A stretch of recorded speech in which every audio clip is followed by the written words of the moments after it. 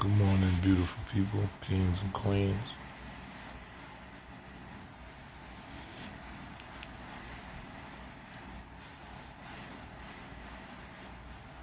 I'm gonna send you that record. Got you. The Hut. You gotta send me. I think I got your email, but just DM me your email again.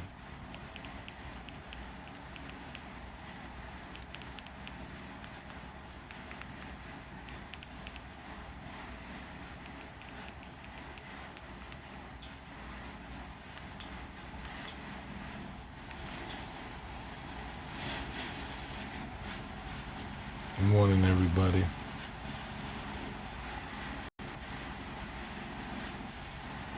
I'm from the Bronx. So listen, yesterday last night, probably about 1 in the morning, I did a live video. And I was talking about Jermaine Dupri. Jermaine Dupri did an interview on Big Ticket Show yesterday at some point. Clarifying his situation because, he's been in the news. And they've been talking about what's been going on with him. And it's supposed to be that Jay-Z talked him out of doing the same deal that he did with the NFL or whatever. Me and Jermaine Dupri had a conversation a few days ago, about some clarity, about some things, because, a lot of things are going on. He felt like a lot of people had attacked him during the issue that he was dealing with the Super Bowl. So I just wanted to give some clarity of my role, in my position. Last year, prior to the Super Bowl, Jermaine Dupri, who was a friend of mine, somebody I known for 20 plus years when I first started rapping in the industry, Jermaine Dupri was one of the first people that wanted to sign me. So our history goes back to 98. So, Jermaine Dupri had been very vocal about, issues regarding the Super Bowl and protests mainly. So, Jermaine Dupri had made a statement on his Instagram saying that he didn't see protests were ineffective and that boycott, none of that shit had ever worked, and he was going to do something else that was, whatever he was going to do was going to be some shit that actually made change, because he ain't never seen no boycotts and no protests getting undone. I particularly took issue to that statement, being somebody who protests and knows what protests do.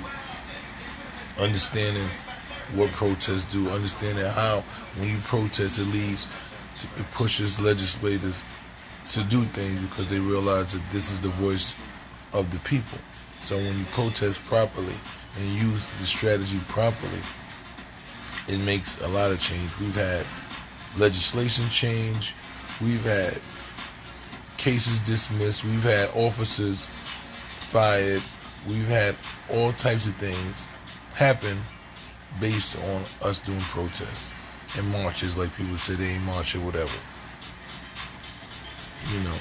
Similar to what Dr. King in the Montgomery boycott and protests did for the bus. So we've done that. We've done, literally, we've marched from New York to DC with 4 pieces of legislation, and 3 of them have been activated. 3 of them we changed legislation with a march. So when people tell you that shit, they don't know what they talking about. They tell you that because all they see is a march, and they don't know what the backstory is. They don't know what comes after. So You know, a lot of people just think that laws get changed. You think that these prison reform laws got changed just because somebody just was sitting around. No, because the world marched and protested and all of these things in which we pushed the legislators to write these bills because they seen that this is things that the world wanted, that the people wanted. So moving past that, Jermaine Dupri had made his statement, and then I went up behind him and was like, JD, you know, I think you're wrong. You don't know what it does because it's not directly in your field, and you haven't asked what laws have been changed, what differences have been made based on protests and marches. You just going by, you know, the common trend thing that people say, oh, ain't nothing happening with no marches, y'all marching, ain't shit happening. You just following that. You're not asking people that actually are marches, and it's actually offensive when you say that. You know, and I broke it down to him, and then he reached out to me. We had a conversation, and there was clarity at that point. You know, everything was cool. There was another part that I left out yesterday that I didn't put in. So then, directly after that, Jermaine Dupri is in the Waffle House with the Superbowl trophy. So it was like, okay, this is a direct smack in the face. I just had a conversation with you. Now, the Waffle House, we was protesting the Waffle House because, if you don't know, my sister who is on trial right now, in the courthouse probably right now, for disorderly conduct and resisting arrest was damn near assaulted and attacked by an officer in there because she had a dispute with one of the workers there, in which the worker didn't want to give them plasticware. The worker was very ignorant, very loud, disrespectful. She was leaving and asked for the number to the corporate office, in which she was met with aggression, disrespect from the worker, and you know they had a verbal exchange, which was no big thing. And she was, after that verbal exchange, she was attacked by the officer and charged with disorderly conduct. So he walks in there with the Super Bowl trophy. He takes a picture in the Waffle House, which we boycotted, with the Super Bowl trophy, which we both boycotted. So it was like he was directly trying to come at us. I'm like, JD, you don't gotta help us. Like, you don't gotta utilize your voice to help us do what we're doing. Because you know, it doesn't matter. If you don't want to utilize your voice to help us, but just don't hurt us. If you don't get what I'm saying, then probably just get off the thing. You know, don't utilize your platform to go against everything that we protesting, because if we win, everybody wins. If we win because we want to be treated equal and we all get equality, then it's going to benefit you too. So don't hurt us if you're not going to help us. So that's what I said to him. At that point, a lot of activists from Atlanta who I know started to go at JD. They did radio stations, they did podcasts, they used their social media, they did everything and started attacking them, calling them sellout, doing all things. So the attacks became rampant. And a lot of them had tagged me in it. You know, JD realized that these were people that I knew. So he reached out to me at this point, like, yo, you know these people? I'm like, yeah, I know them, JD. You know, so he said, you know, these people coming at me, they don't even know me. So I'm like, listen, let me talk to them and find out what their real issue is. Contacted them, brokered a meeting between them and JD. Cool, JD flies me out to ATL. We have this meeting. At this meeting, they bring parents of lost children and parents and loved ones of children and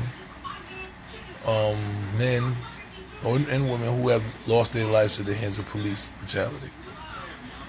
They sit in this meeting. There's some clips around. They sit in this meeting with him. They're directly telling him that he's taking blood money because he was working with the NFL. If he wanted to work with the NFL, he was taking blood money, and they weren't okay with that. I pretty much just was the mediator of this meeting because I knew both parties and I was able to mediate the meeting. There's a lot of emotional moments in that meeting. There was a lot of understanding. I think we came to some level, some level of understanding at the meeting. I never told Jermaine Dupri about the Super Bowl because that was not my issue. I never thought that Jermaine Dupri cared about the issue of the Super Bowl. I never utilized him as somebody who was involved in civil rights. So he was a person that does entertainment. He was doing what he did. I never had any expectations of him not to perform or be involved in the NFL. What I told you, like I told you, my whole involvement in this situation was when Jermaine Dupri decided to utilize his voice to say that protesting wasn't effective and that people was marching for nothing and he was going to utilize something that made change. That's what I got involved in it. When he utilized his platform to go in the Waffle House, which we were boycotting because they had abused a young black woman in the NFL with the trophy, like he was saying, fuck everything that black people stood for. That's when I had an issue. I never was dissing JD. If you go back and look at the post that I put up, I never was dissing JD. JD went on Big Ticket Show and said my son was dissing me. I never dissed him. Never. There was clarity. I was informing him of the facts of what was going on. There was never me dissing him. Now, when you look at the situation with Jay-Z and the difference between what happened with Jay-Z and JD, when JD was doing what he was doing, it was at the height of the protest. It was before Kaepernick got any settlement. It was before there was a gag order on Kaepernick. So at that time, we were fully engaged in the all-out boycott and protest of the NFL. And they were directly trying to utilize JD just for entertainment to get the black people there. Merely for entertainment. You know, there was no, and if there was something that was done, it was not advertised. There was no, he said that they had social justice things set up. Yes, I did hear about that. But there was no advertisement of those. They were not brought to the forefront.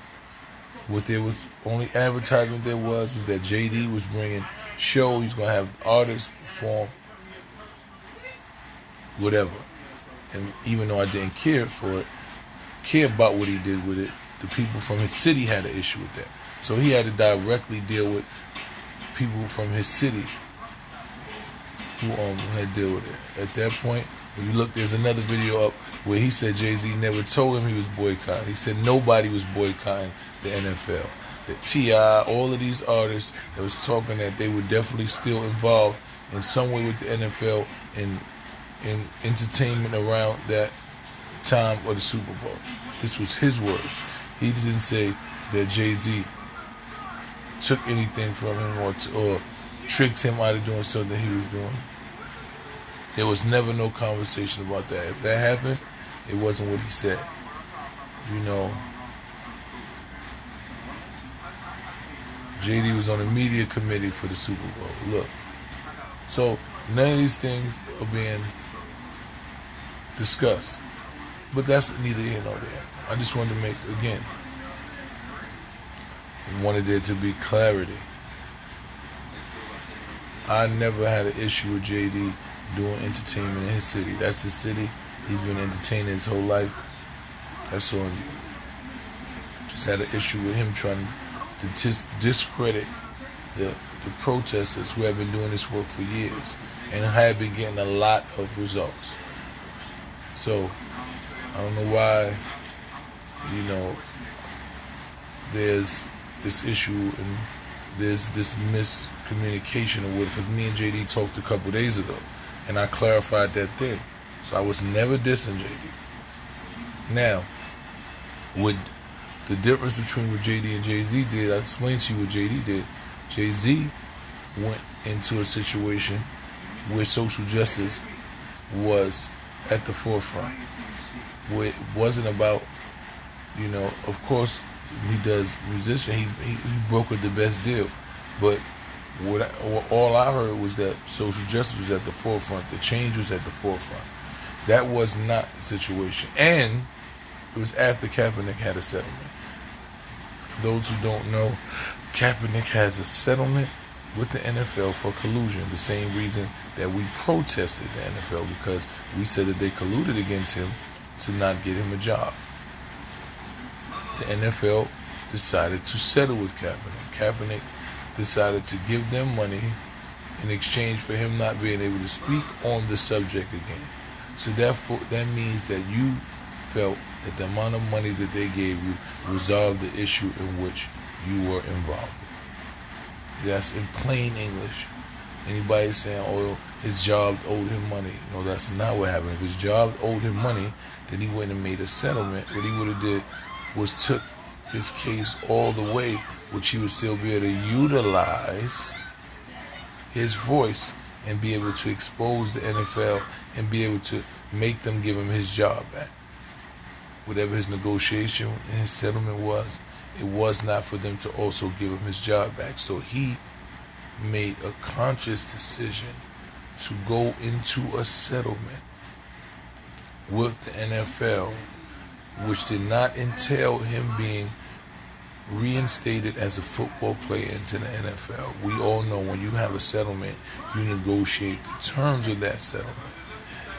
Him being put back in the NFL was not a part of that settlement. So therefore, he had a gag order, he got his money, and he forfeited the ability to ensure himself back in the NFL. Now, at that point, if you take a settlement for the collusion that we are boycotting against, then at that point, you have crippled our boycott.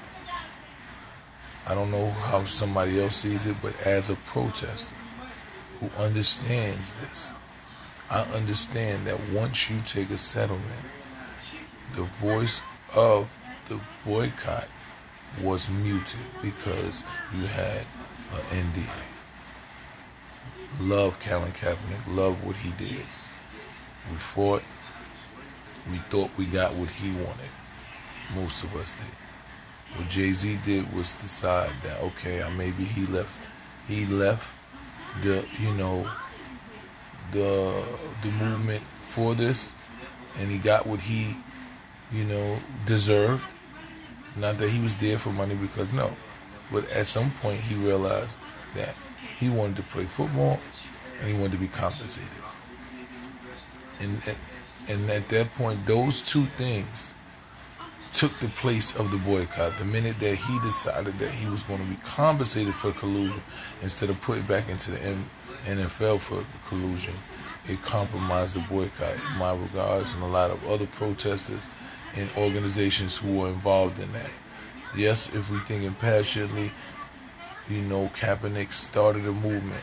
He was the face of equality, but the minute he took the settlement, he could no longer be the face of that because he couldn't even speak about it. Jay-Z took what he did and he took it to the next level to say, I'm going to make sure that I'm going to position myself in the NFL so that what happened to Kaepernick doesn't happen to anyone else. So that the NFL is having conversations about what's going on in our communities, because 70% of our black people make up the NFL. So if we have 70% of the NFL and have zero voices in control that own anything, that are any real rooms to have real conversations, then we have dropped the ball.